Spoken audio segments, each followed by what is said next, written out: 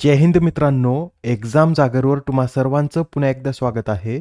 मित्रांनो, आजच्या चालू घडामोडीच्या सत्रात आपण नुकत्याच घडलेल्या घटनांवर आधारित MCQची प्रॅक्टिस करणार आहोत. यातील एक एक प्रश्न अत्यंत महत्त्वाचा आहे. त्यासाठी व्हिडिओ शेवटपर्यंत पहा व आपल्या मित्रांसोबत सुद्धा शेअर करा, जेणेकरून येणाऱ्या एक्झाममध्ये त्यांना सुद्धा याचा फायदा होईल.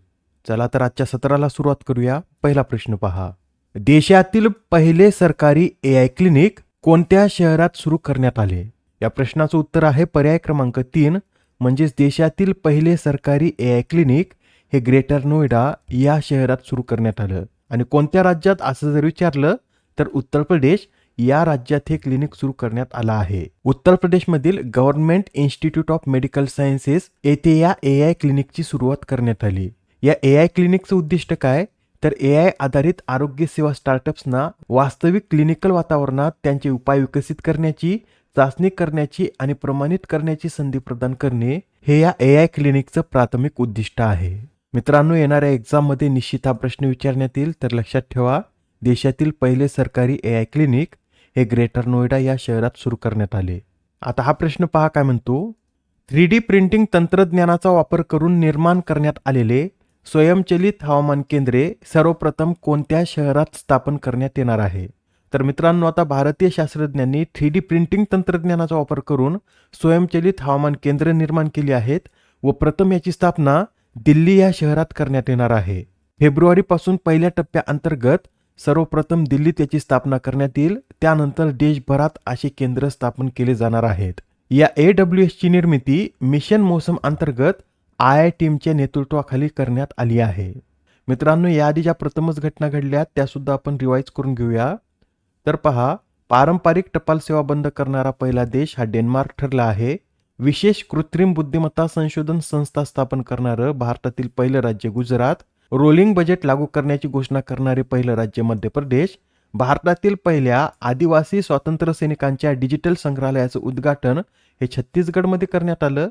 भारतातील पहिले आधुनिक नदी टर्मिनल हे गुवाहाटी, तर भारतातील पहिले डिजिटल साक्षर राज्य केरळ बनलं आहे. Next question. भारताने कोणत्या देशांच्या नागरिकांसाठी नवीन बिझनेस विजा सुरू केला आहे? तर मित्रांनो, आता भारताने चीन या देशाच्या नागरिकांसाठी नवीन बिझनेस विजा सुरू केला आहे. हा जो विजा आहे हा EB4 विसा या नावानं ओळखला जातो आणि हा विजा 45 ते 50 दिवसात जारी केला जातो व या विजेअंतर्गत चीनी नागरिक भारतात 6 महिन्यापर्यंत राहू शकतात. महत्त्वाचा प्रश्न आहे, लक्षात ठेवा. भारताने EB4 हा विजा चीन या देशाच्या नागरिकांसाठी सुरू केला आहे. Next question. मित्रांनो, अलीकडेच अमेरिकेने व्हेनेझुएलाचे राष्ट्राध्यक्ष निकोलस मादुरो यांना अटक केली. तर आपल्याला या प्रश्नात निकोलस मादुरो यांच्याशी संबंधितच विधानांचा अभ्यास करायचा आहे. पहिलं विधान पहा काय म्हणतं. निकोलस मादुरो हे 2013 पासून व्हेनेझुएलाचे राष्ट्राध्यक्ष म्हणून कार्यरत आहेत. विधान बरोबर आहे. 2013 मध्ये ते पहिल्यांदा राष्ट्राध्यक्ष बनलेत आणि तेव्हापासून ते व्हेनेझुएला या देशाचे राष्ट्राध्यक्ष आहेत. बी विधान पहा. राष्ट्राध्यक्षपदी निवड होण्याआधी त्यांनी व्हेनेझुएलाचे परराष्ट्र मंत्री व उपराष्ट्राध्यक्ष म्हणून देखील कार्य केलं होतं. हे विधान सुद्धा बरोबर आहे. त्यांनी 2006 ते 2012 पर्यंत व्हेनेझुएलाचे परराष्ट्र मंत्री म्हणून कार्य केलं होतं व 2012 ते 2013 या काळात ते व्हेनेझुएलाचे उपराष्ट्राध्यक्ष देखील होते. आता शेवटचं विधान पहा. मादुरो हे युनायटेड सोशलिस्ट पार्टी ऑफ व्हेनेझुएलाचे नेते आहेत. मित्रांनो, शेवटचं विधान सुद्धा बरोबर आहे. मादुरो हे United socialist party of Venezuela याच पक्षाचे नेते आहेत. यातील तिन्ही विधान बरोबर असल्यामुळे या प्रश्नाचं योग्य उत्तर काय असेल? तर पर्याय क्रमांक 4 हे या प्रश्नाचं उत्तर आहे. व्हेनेझुएला या देशाविषयी आपण थोडक्यात माहिती पाहून घेऊया. मॅपमध्ये पहा, दक्षिण अमेरिकेमध्ये व्हेनेझुएला हा देश येथे स्थित आहे व या देशाची राजधानी काय? तर काराकस ही या देशाची राजधानी आहे. आणि मित्रांनो, जगात सर्वाधिक कच्च्या तेलाचे साठे हे कोणत्या देशात आहेत? तर व्हेनेझुएला याच देशात आहेत. व्हेनेझुएला या देशामध्ये 303 बिलियन बॅरल इतके मोठे साठे असून व्हेनेझुएला नंतर Saudi Arabia, Iran, Canada, Iraq या देशाचा नंबर लागतो. त्यासाठीच अमेरिकेचा डोळा हा व्हेनेझुएला या देशावर होता. शेवटी आता अमेरिकेने व्हेनेझुएला या देशावर आपली सत्ता प्रस्थापित केली आहे. व्हेनेझुएला हा देश OPEC या संघटनेचा देखील सदस्य आहे. पुढील प्रश्न. कलई 2 हा जलविद्युत प्रकल्प कोणत्या नदीवर निर्माण करण्यात येत आहे? या प्रश्नाचं उत्तर आहे पर्याय क्रमांक 3, म्हणजेच लोहित नदीवर या कलई 2 जलविद्युत प्रकल्पाची निर्मिती करण्यात येत आहे. बरं, सध्या हा प्रकल्प चर्चेत का आहे? तर अलीकडेच या प्रकल्पाला पर्यावरणीय मंजुरी देण्यात आल्यामुळे सध्या हा प्रकल्प चर्चेत आहे. हा प्रकल्प अरुणाचल प्रदेशातील चीन सीमेजवळील लोहित नदीवर बांधण्यात येत आहे. हा एकूण 1200 मेगावॅट क्षमतेचा प्रकल्प असून याची निर्मिती THDC इंडिया लिमिटेड या कंपनीद्वारे करण्यात येईल. आणि मित्रांनो, येथे लोहित नदीविषयी सांगायचं झालं तर लोहित नदी ही ब्रह्मपुत्रेची एक उपनदी असून ही तिबेटमधून निघून अरुणाचल प्रदेश व आसाम या राज्यात वाहते. या नदीचं पाणी लेटराईटमुळे लाल दिसतं, यामुळे या नदीला रक्ताची नदी म्हणून देखील ओळखलं जातं. नेक्स्ट क्वेश्चन, भारतातील सर्वात मोठा इनलँड रेनबो ट्राउट फार्म कोणत्या राज्यात सुरू करण्यात आला? तर आता भारतातील सर्वात मोठा इनलँड रेनबो ट्राउट फार्म हा तेलंगणा या राज्यात सुरू करण्यात आला आहे. बरं, आता रेनबो ट्राउट म्हणजे काय? तर मित्रांनो, हा एक मासा असून हा मासा फक्त थंड पाण्यात वाढतो आणि सहसा हिमालयीन भागात हा मासा आढळतो. पण आता या माशाचं उत्पादन तेलंगणा या राज्यात सुद्धा घेण्यात येणार आहे व यासाठीच भारतातील सर्वात मोठा इनलँड रेनबो ट्राउट फार्म हा तेलंगणा राज्यात स्थापन करण्यात आला.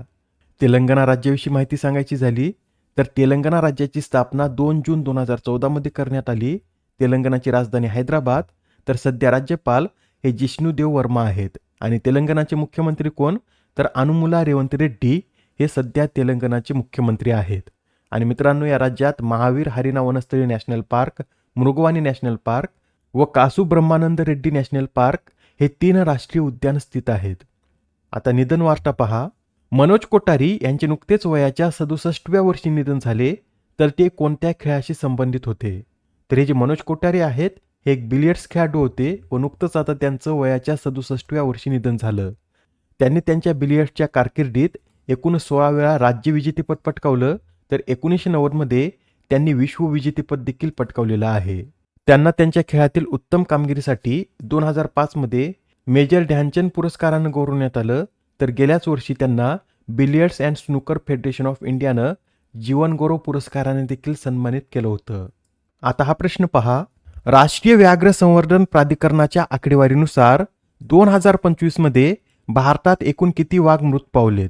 तर राष्ट्रीय व्याघ्र संवर्धन प्राधिकरणाच्या आकडेवारीनुसार 2025 मध्ये भारतात एकूण 166 वाघ मृत पावले आहेत व यातही मध्य प्रदेश या राज्यात सर्वाधिक 55 वाघाचा मृत्यू झाला आहे. मध्य प्रदेश नंतर महाराष्ट्रात सर्वाधिक 40 वाघाचा मृत्यू झाला. काही न्यूजपेपरमध्ये 38 सुद्धा आहे, त्यासाठी 38 ते 40 वाघाचा मृत्यू हा आपल्या महाराष्ट्रात झाला आहे. मित्रांनो, जगातील एकूण वाघापैकी 75% वाघ हे आपल्या भारतातच आढळतात व भारतातही मध्य प्रदेश या राज्यात सर्वाधिक वाघ आहेत व आपलं महाराष्ट्र वाघाच्या संख्येच्या बाबतीत देशात 4थ्या क्रमांकावर आहे. महाराष्ट्रात एकूण किती वाघ आहेत? तर 444 इतके वाघ आपल्या महाराष्ट्रात आहेत. आता ही नियुक्ती पहा. झारखंड उच्च न्यायालयाचे मुख्य न्यायाधीश म्हणून कोणाची नियुक्ती करण्यात आली? तर आता झारखंड उच्च न्यायालयाचे नवीन मुख्य न्यायाधीश हे महेश सोनक बनले आहेत.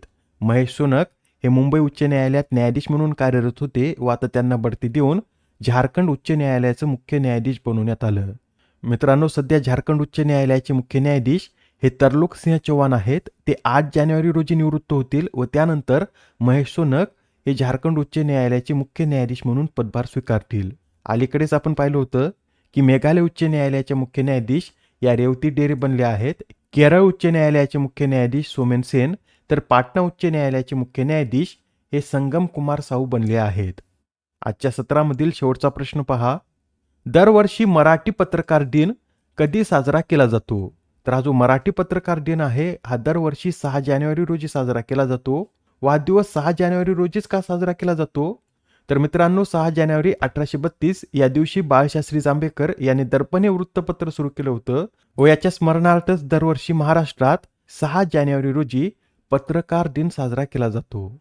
या आधीच्या सत्रामध्ये तुमच्यासाठीचा प्रश्न होता, 72व्या राष्ट्रीय व्हॉलीबॉल स्पर्धेचं आयोजन कोठे करण्यात येणार आहे? या प्रश्नाचं उत्तर आहे पर्याय क्रमांक 3 म्हणजेच वाराणसी या शहरात या 72व्या राष्ट्रीय व्हॉलीबॉल स्पर्धेचं आयोजन करण्यात येत आहे. ही स्पर्धा 4 जानेवारीपासून सुरू झाली असून 11 जानेवारीपर्यंत ही स्पर्धा पार पडेल. आजच्या सत्रामधील तुमच्यासाठीचा प्रश्न पहा. भारतीय लष्कराने कोणते वर्ष हे नेटवर्किंग आणि डेटा केंद्रीकरणाचं वर्ष म्हणून घोषित केलं? आता या प्रश्नाचं उत्तर कमेंटमध्ये देण्याचा प्रयत्न करा. उत्तर चुकलं तरी काय हरकत नाही, कारण ज्यावेळेस तुम्हाला या प्रश्नाचं योग्य उत्तर माहीत होतं त्यावेळेस हा प्रश्न तुमच्या दीर्घकाळापर्यंत लक्षात राहतो. तर आता पुढच्या सत्रात पुन्हा भेटूया. धन्यवाद.